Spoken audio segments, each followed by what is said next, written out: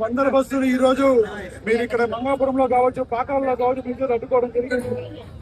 నారా లోకేష్ గారు రాజీనామా చేయాలి, లేదంటే ఈ జంజీ ఉద్యమము, ఈ ఒక డిఎస్సీ మీద ఉద్యమం ఇంకా 100 రేట్లు అయ్యి ప్రభుత్వం కూలిపోవడానికి ఒక మొట్టమొదటి మెట్టు అవుతుందని చెప్పి తెలియజేస్తున్నాను.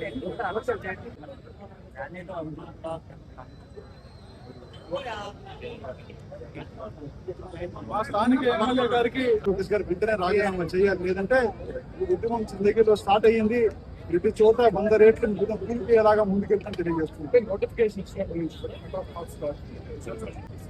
కోర్ట్స్ కూడా అని చెప్పి సంబంధించిన 10 వ్యవస్థలు పెట్టుకొని, ఆర్గనైజేషన్ పెట్టుకొని, దొంగ సర్టిఫికేట్లు ఇచ్చి నేషనల్స్ లో ఫస్ట్ ర్యాంక్ వచ్చిన పక్కన పెట్టి దీనికి సంబంధించిన బంధువులు లేదు డబ్బులు తీసుకున్న వాళ్ళకి ఈరోజు ఉద్యోగాలు ఇవ్వడం జరిగింది. ఒక వ్యవస్థలో పనిచేసే వ్యక్తికి ఫస్ట్ ర్యాంక్ వచ్చింది, అతను నేరుగా కోర్టులో ఈ రోజు అతని కోర్టులో కేసు నడుస్తాను. ఎందుకన్నా ప్రూఫ్ అయిన కావాలి మీరు చేసిన తప్పులు కరెక్టా కాదా అని చెప్పి.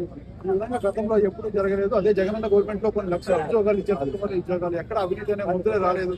ఈ రోజు మీరు ఇచ్చిన కొన్ని ఉద్యోగాల్లో కూడా సాక్షాత్గా ఉద్యోగాలు ఇచ్చినా కూడా ఇన్ని చెడ్డ పేరు వచ్చిందంటే ఎంత చేతగా ప్రభుత్వం అనేది అర్థమవుతుంది.